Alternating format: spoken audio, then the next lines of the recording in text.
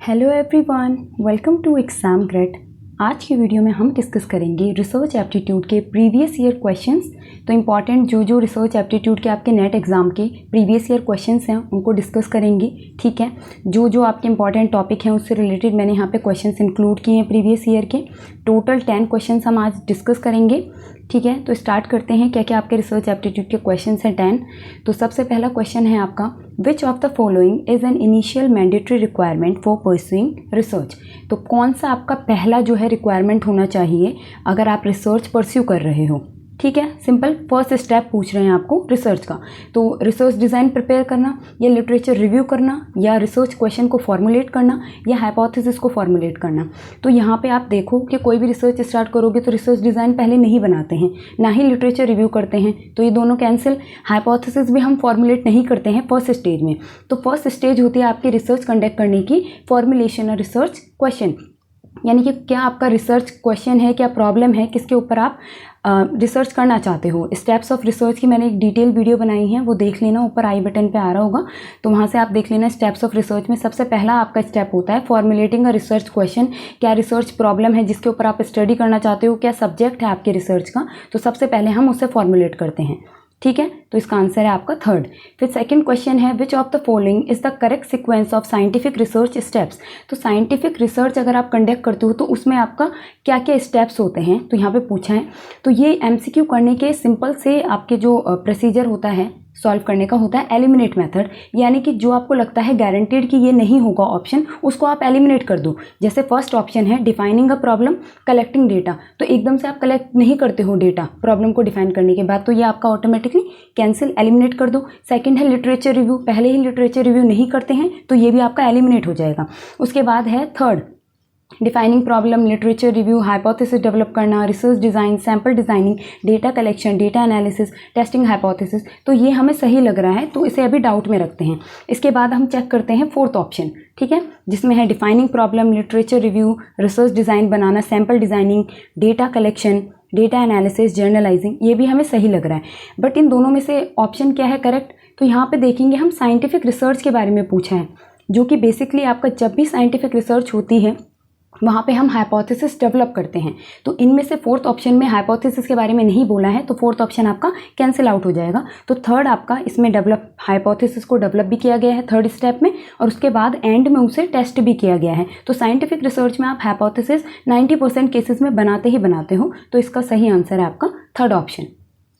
Okay, इसके बाद हम चलते हैं थर्ड क्वेश्चन की तरफ। तो थर्ड क्वेश्चन है आपका, which of the following research focuses on ameliorating the prevailing situation.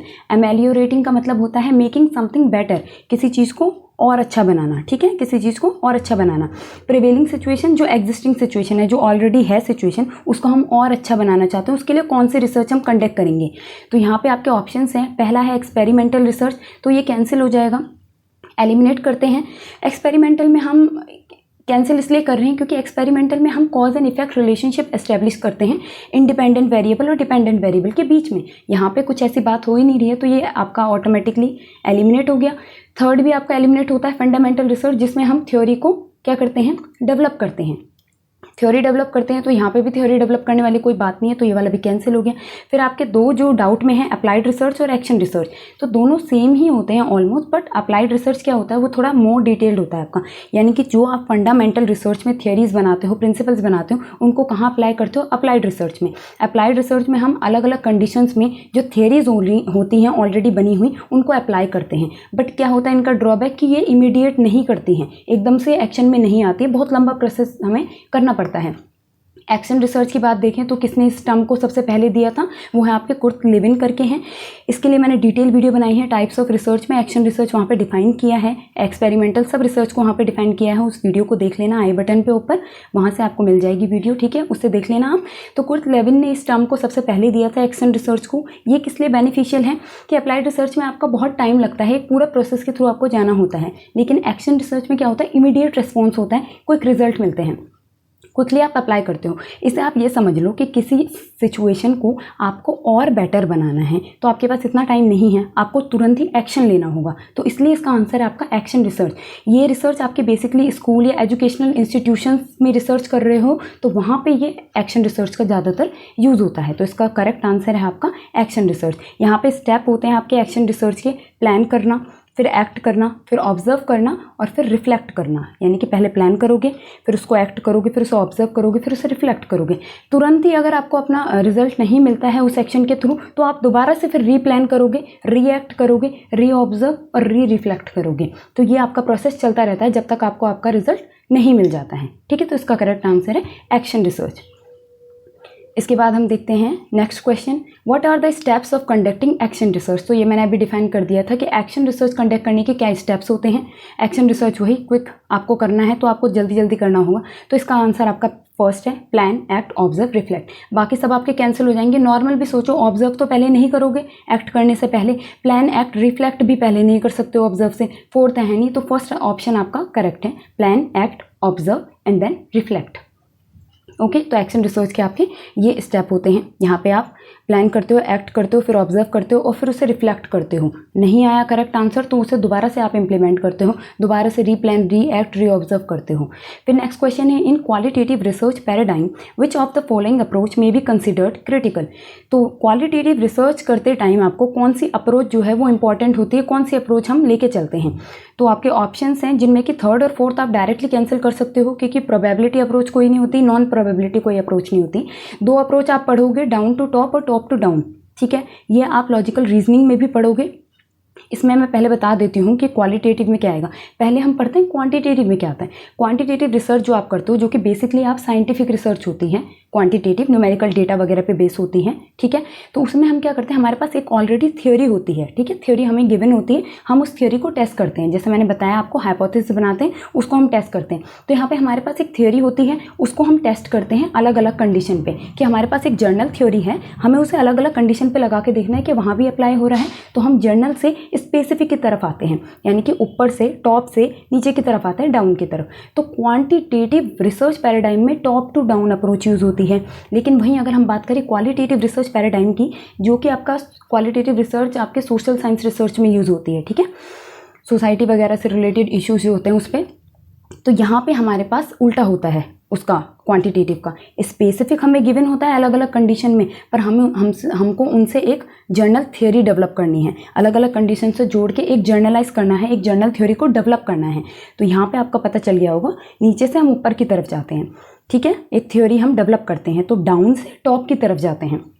तो इसलिए आपका क्वांटिटेटिव में हम अप से डाउन की तरफ आते थे, नीचे ऊपर से नीचे, यहाँ हम नीचे से ऊपर जाते हैं। किसमें? क्वालिटेटिव रिसर्च पैराडाइम में। तो ये कौन सी अप्रोच फॉलो करता है? आपका डाउन टू टॉप अप्रोच। तो यहाँ पे सेकंड ऑप्शन कट हो जाएगा आपका, टॉप डाउन, जो कि क्वांटिटेटिव अप्रोच में यूज़ होता है, याद रखना। डाउन टू टॉप हम यहाँ पे यूज़ करेंगे, which is qualitative research paradigm में। इसको हम बॉटम टू अप अप्रोच भी बोलते हैं, बॉटम अप अप्रोच भी इसी को बोलते हैं। ठीक है, क्वालिटेटिव डाउन टू टॉप, तो ये याद रखना क्वालिटेटिव और क्वांटिटेटिव रिसर्च का। ओके, फिर हम चलते हैं नेक्स्ट क्वेश्चन पे। नेक्स्ट क्वेश्चन क्या है आपका?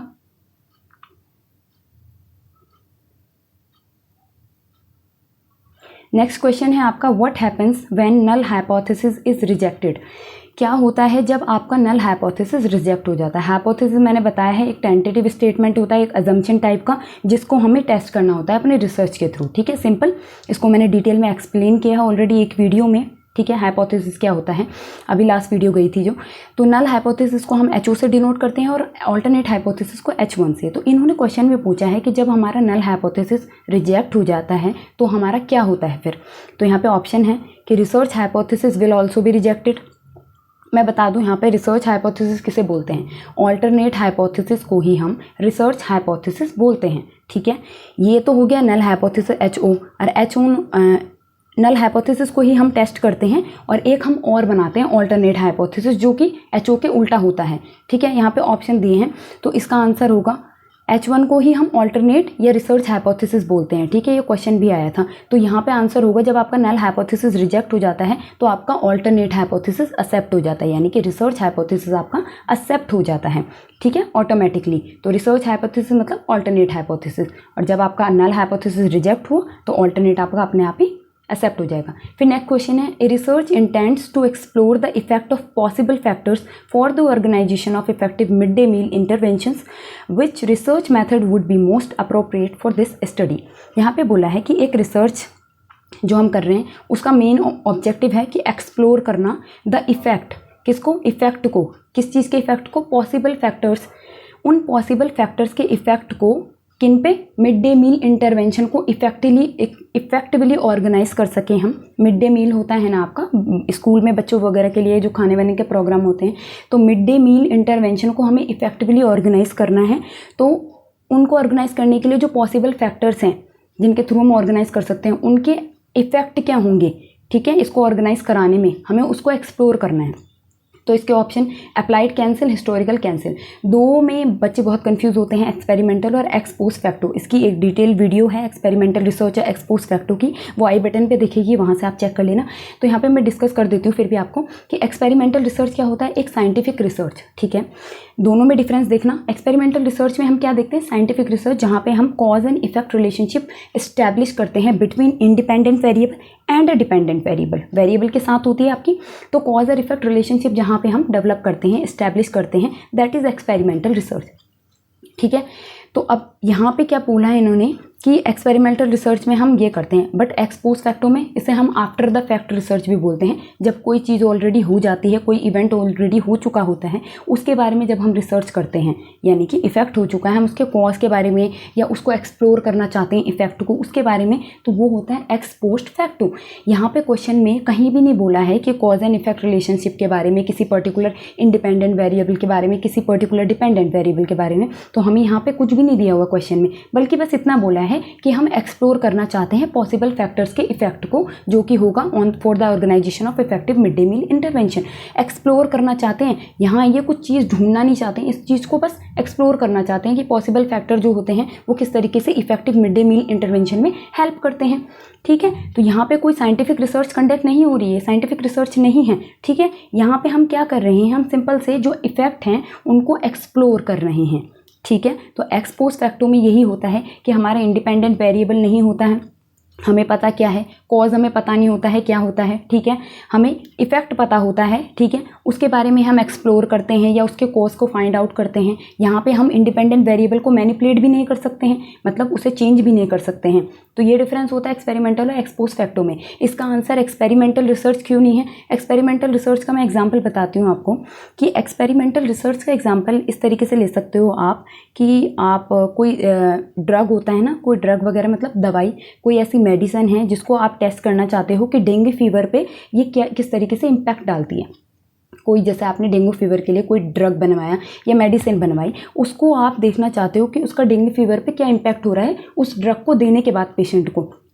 तो यहाँ पे इंडिपेंडेंट वेरिएबल हो गया हमारा ड्रग और उसका इफेक्ट देख रहे हैं हम डेंगू फीवर पे। तो यहाँ पे कॉज एंड इफेक्ट रिलेशनशिप आपका एस्टैब्लिश हो रहा है and this is scientific research और दिस इज एक्सपेरिमेंटल रिसर्च। तो इसको बोलते हैं हम एक प्रॉपर इंडिपेंडेंट वेरिएबल जहाँ पे गिवन है और डिपेंडेंट वेरिएबल हमें जहाँ पे गिवन है, हमें इनके इम्पैक्ट या इफेक्ट को देखना है, कॉज एंड इफेक्ट रिलेशनशिप को। तो ये हो गया एक्सपेरिमेंटल, पर यहाँ पे ऐसा कुछ नहीं है। एक्सपोज फैक्टो में हम क्या करते हैं, सिंपल से आपका एक्सप्लोर करते हैं इफेक्ट वगैरह को, ठीक है। नेक्स्ट क्वेश्चन है which of the following is true in context of testing a hypothesis. तो पहला है only alternate hypothesis can be tested, ठीक है। सेकंड है only null hypothesis can be tested. Third है both can be tested, both can not be tested. तो देखो दोनों भी टेस्ट नहीं हो सकते और दोनों ऐसा नहीं है कि दोनों ही टेस्ट हो सकते हैं। यहाँ पे आपका सेकंड क्वेश्चन जो है वो है आंसर आपका only null hypothesis can be tested. ये मैंने पहले भी बताया था कि केवल नल हाइपोथेसिस को ही आप रिसर्च के थ्रू टेस्ट करते हो, इसी को ही आप एक्सेप्ट या रिजेक्ट करते हो। बेसिकली ये गलत प्रूफ करने के लिए ही बनाई जाती हैं, पर फिर भी इसी को आप टेस्ट करते हो और अगर ये रिजेक्ट हो जाती है तो आप ऑल्टरनेट हाइपोथेसिस या रिसर्च हाइपोथेसिस को एक्सेप्ट कर लेते हो, ठीक है। तो ये आपका होता है कि हम केवल नल हाइपोथेसिस को ही टेस्ट करते हैं। Next question is male and female students perform equally well in a numerical aptitude test. ये स्टेटमेंट किस हाइपोथेसिस को इंडिकेट करता है, इंपॉर्टेंट है। इसके थ्रू मैं आपको नल हाइपोथेसिस बता देती हूँ एग्जांपल कि यहाँ पे बोला है इक्वली मेल और फीमेल स्टूडेंट थे, उन्होंने एक न्यूमेरिकल एप्टीट्यूड टेस्ट में एक जैसा परफॉर्म किया है, बिल्कुल ठीक है, इक्वली वेल, एक जैसा बेहतरीन उन्होंने परफॉर्मेंस दिया है। तो यहाँ पे इन्होंने बोला है कि ये कौन सा हाइपोथेसिस है, तो मैं यहाँ पे बताता हूँ। यहाँ पे आप ऑल्टरनेट और रिसर्च डायरेक्शनल हाइपोथेसिस तो ये नहीं है, और ऑल्टरनेट और रिसर्च हाइपोथेसिस एक ही होता है, मतलब तो एक ही होगा दोनों का, ऑल्टरनेट नेम है, ऑल्टरनेटिव हाइपोथेसिस को रिसर्च हाइपोथेसिस बोलते हैं, ठीक है। तो ये भी नहीं है, ये है आपका नल हाइपोथेसिस। नल का मतलब क्या होता है? खाली, वॉइड, ठीक है, मतलब ज़ीरो। नल का मतलब ज़ीरो, जहाँ पे कोई भी डिफरेंस नहीं होता, नो डिफरेंस। तो यहाँ पे जब आपका वेरिएबल्स के बीच में, जिन भी वेरिएबल्स को आप स्टडी कर रहे हो उनके बीच में जब आपका कोई भी डिफरेंस नहीं होता है, ठीक है, बिटवीन वेरिएबल कोई भी डिफरेंस नहीं होता है, दोनों इक्वल होते हैं, उसको हम बोलते हैं नल हाइपोथेसिस। तो यहाँ पे यही बोला है कि मेल और फीमेल स्टूडेंट ने इक्वली वेल परफॉर्म किया एक जैसा, तो ये है आपका नल हाइपोथेसिस। अब मैं बता दूँ ये ऑल्टरनेट हाइपोथेसिस क्यों नहीं है। अगर ये ऑल्टरनेट हाइपोथेसिस होता तो इसमें ये इस तरीके से आपका कुछ लिखा होता, नल मतलब तो ज़ीरो, नो डिफरेंस, कि इन दोनों में कोई डिफरेंस नहीं है। लेकिन ऑल्टरनेट हाइपोथेसिस का जस्ट ऑपोजिट बनता है, नल के जस्ट ऑपोजिट लिखते हैं हम।